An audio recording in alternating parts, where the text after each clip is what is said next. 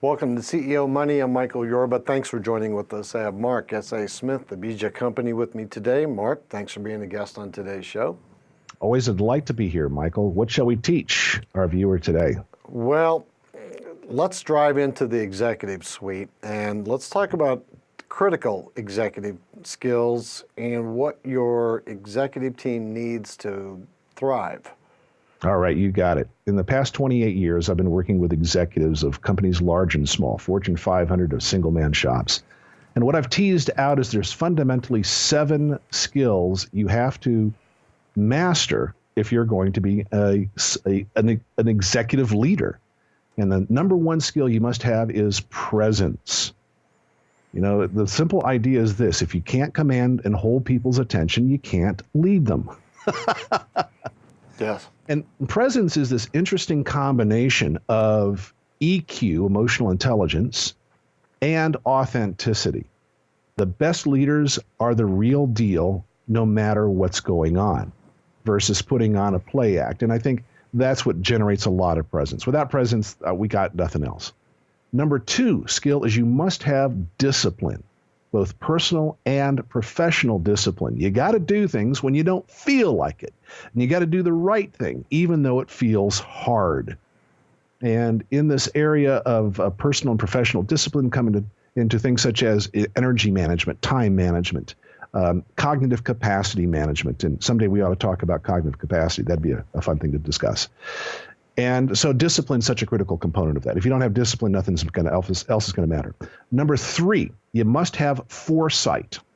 You have to have the ability to peer into the future and create that future that does not exist using methods that have yet to be invented where best practices have not yet been established. And that foresight is critical because we have to navigate our company to where the customer's money is going to be in the future. So you got to have that.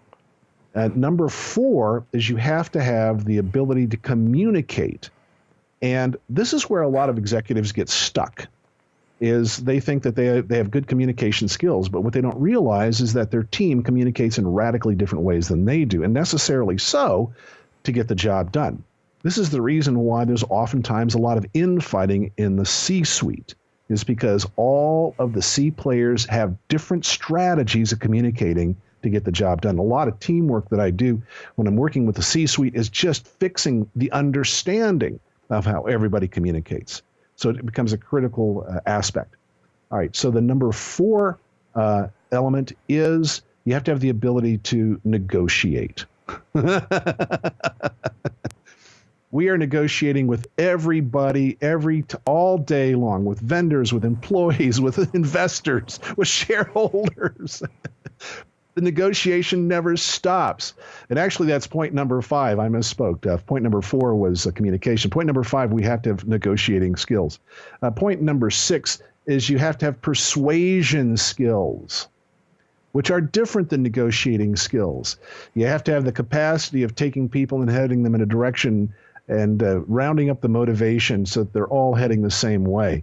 And number 7 is you have to have the ability to make good decisions on a consistent basis. If you can't make solid decisions, you're going to be floundering. So these are the 7 fundamental elements that I've identified. I've created programs to help executives develop these skills and strategies to make sure that they are in place all the time.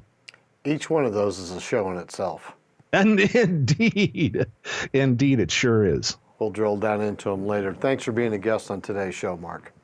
Always a delight to be here. You can upgrade those 7 executive strategy skills at executivestrategysummit.com. Got it. All right, you've been watching CEO Money with Michael Yorba. Thanks for joining with us. Like us on Facebook, follow us on Twitter, and subscribe to our YouTube channel.